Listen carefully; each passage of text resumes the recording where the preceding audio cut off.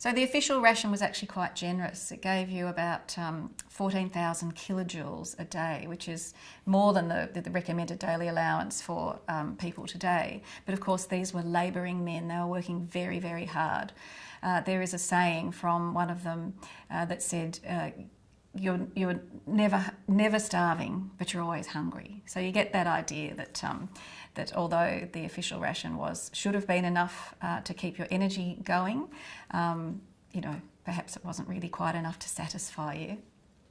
Basically, you still got a pound of bread and a pound of meat cooked up into a stew. So a pound is about half a kilo, which really does, you know, that's quite a generous chunk of meat. But it was cooked down into a stew or a sort of, you know, a bit of a sort of soupy stew probably. And the idea is you would cut your piece of bread and dip it in your stew, and that really gave you the substance to eat it.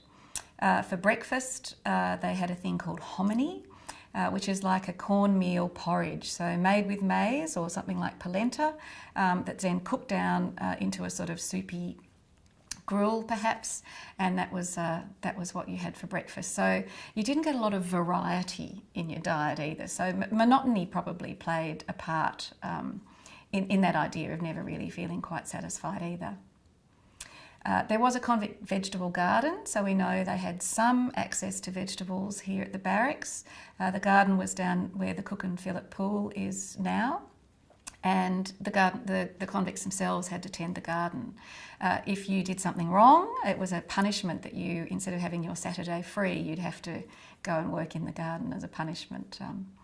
So the type of things that were grown there, we imagine, we don't know officially, but would have been turnips, potatoes, cabbages, you know, all those filler foods that also would have ended up back in the one pot wonder, the convict stew.